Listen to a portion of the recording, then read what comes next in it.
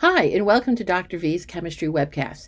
In this webcast, we're going to talk about how to draw Lewis structures for molecules. This is a really important skill for chemistry students at all levels. What I'd like to do is start by reviewing the octet rule because it's a really important part of the process. And then we're going to actually learn how to draw Lewis structures by drawing Lewis structures. And I'm going to talk you through the 4 steps that we're going to use to make sure that the structures we draw make sense. The octet rule, you may have heard about it before, and you might imagine from the picture of the octopus that involves the number 8. It does. The octet rule tells us that atoms have the greatest stability, meaning they have the lowest energy, when they have 8 valence electrons. When they have 8 valence electrons, if we think about their electron configurations, that means every sublevel that's occupied is fully filled, and all the electrons are spin paired with another electron in that same orbital.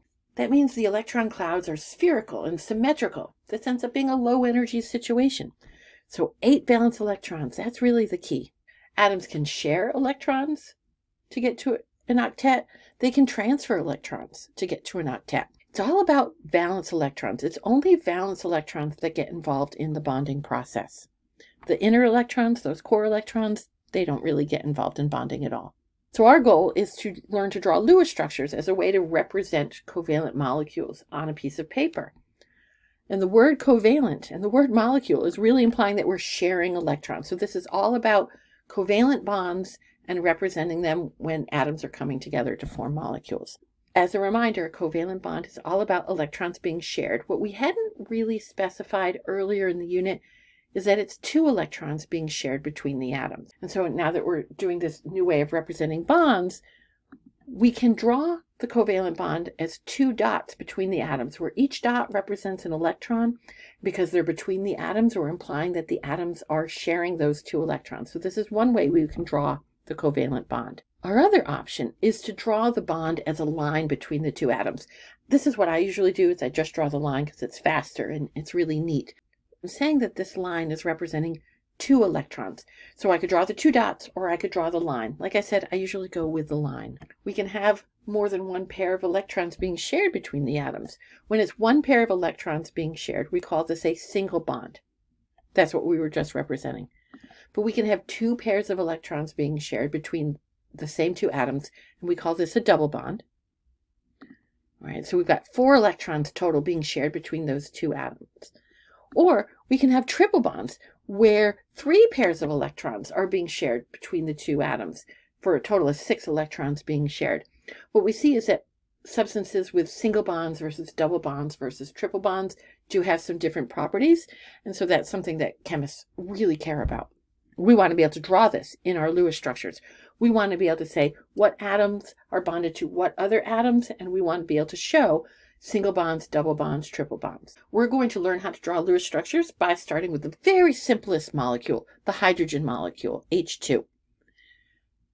And we're going to go through the steps that we need to follow so that we draw structures that are reasonable. The first step for drawing any Lewis structure is to find out the total number of valence electrons in the molecule. Remember, it's only valence electrons that get involved in bonding. Hydrogen, on the periodic table, we see it's in group 1. All the group 1 elements have 1 valence electron. Since we have 2 hydrogen atoms in the molecule, we have a total of 2 valence electrons for this molecule. Our next step is to set up a skeleton. Remember, we want to show what atoms are bonded to what, and that's what we show in the skeleton arrangement. Now, there are only 2 atoms in a hydrogen molecule, so I'm just going to draw them side by side. Now we can start thinking about drawing bonds. We can draw bonds, as you know, with a line, and so we can start putting a line between the hydrogen atoms. I always start with a single bond, and that represents 2 electrons.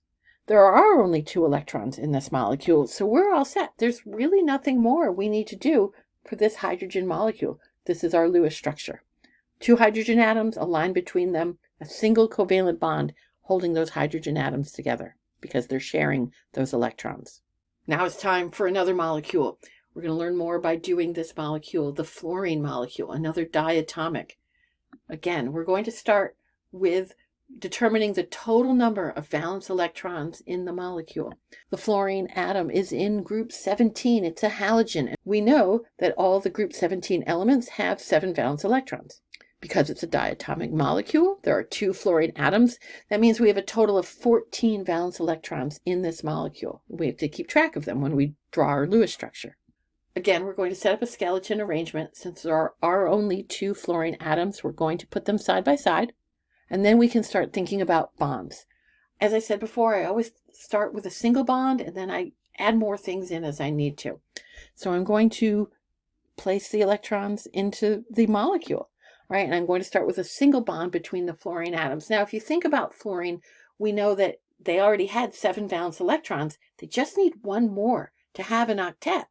And so the single bond here actually makes a lot of sense. But that means right now I've only represented 2 electrons, and I need to have 14. So that means there are 12 electrons left for the 2 fluorine atoms. I also need to make sure that both atoms are following the octet rule. So it's important that all of the valence electrons are represented. And right now, I've only put in 2. But if I were to take the 12 remaining electrons and divide them equally over the 2 fluorine atoms, that would give me 6 more electrons around the fluorine on the left and 6 more electrons around the fluorine on the right. And that makes sense. So let's try it. I can put 2 electrons and then another 2 electrons and another 2 electrons around the left-hand fluorine. We do tend to think of electrons in pairs when we're drawing Lewis structures, and we can do the same thing around the right-hand fluorine. If I go and count now, I see that I do have all 14 valence electrons represented, and I do have an octet around the left-hand fluorine. It's got use of 8, and I do have an octet around the right-hand fluorine. It also has a use of 8, so that's a valid structure. I wanted to point out a little terminology that's new. The electrons that are being shared between the 2 fluorine atoms, sometimes we refer to that as a bonding pair of electrons.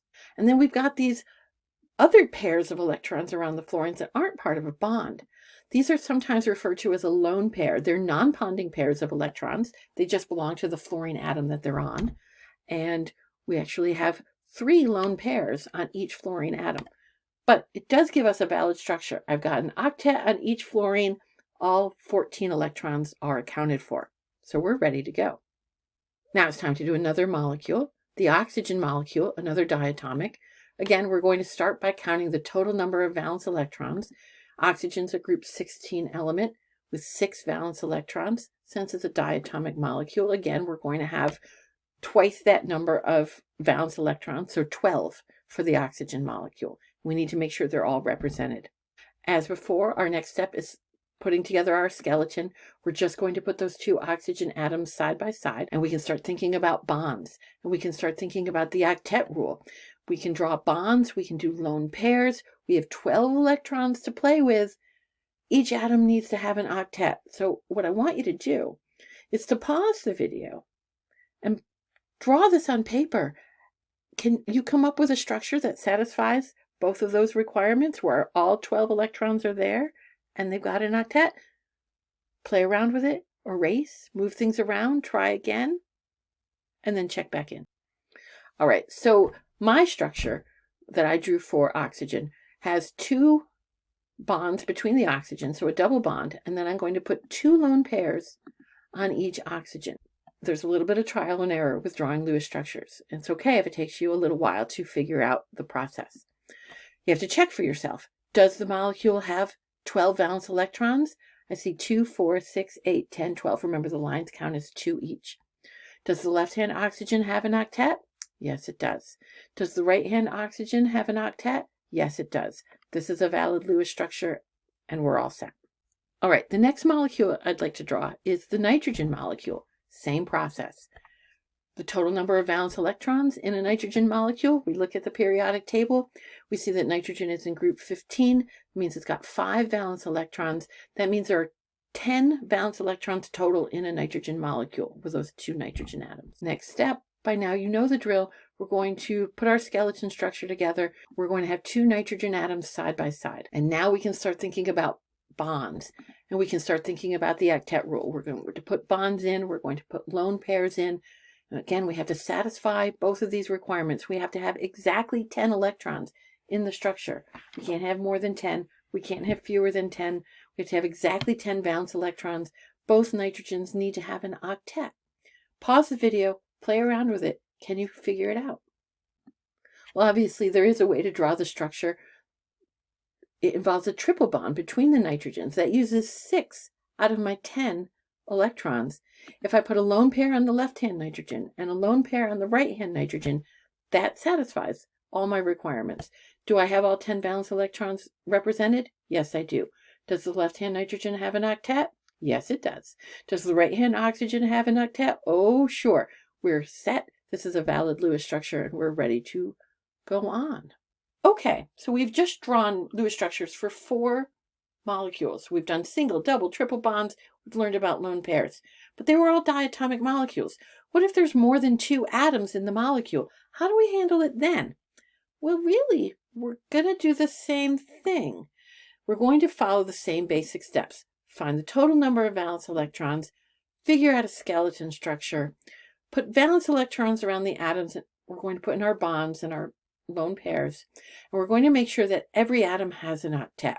Hydrogen is satisfied with 2 electrons, and that's how hydrogen would do the octet rule. It doesn't involve 8. So let's talk about step 2 in more detail. Let's say we're working with methane, the molecule which has the formula CH4. Methane is its common name. How are we going to know how to draw that structure? I've got some tips for you. If you have a molecule that contains carbon, it's probably in the middle of the molecule. If you have hydrogen atoms or halogen atoms in the molecule, they're probably on the outside of the molecule or at the end of the molecule. If you have one kind of one atom and multiple kinds of a different atom in your molecule, the singleton's probably in the middle and the multiples are on the outside. And if none of those apply, then look at your electronegativity table or think about your electronegativity trends and put the least electronegative atom in the center. So if we're thinking about CH4, we've got carbon, we're going to put it in the middle. We've got hydrogen atoms, multiple hydrogen atoms, we're going to put them on the outside. The singleton carbon atom will be in the center. Put the hydrogens around it, all bonded to the central atom. And so this is the skeleton structure that we end up with. Carbon in the middle, 4 hydrogens around it. And then we're going to go back to our steps. How many total valence electrons do we have in this molecule? Carbon's a group 14 element. It's got 4 valence electrons. Hydrogen, we had talked about earlier, it's a group 1 element. Each hydrogen atom's got 1 valence electron. So we've got 4 from the carbon, 1 from each of the 4 hydrogens, so a total of 8 valence electrons for the methane molecule. And now we can start thinking about putting in bonds and putting in octets and making sure we're following the octet rule. We have 8 valence electrons total, like we just said.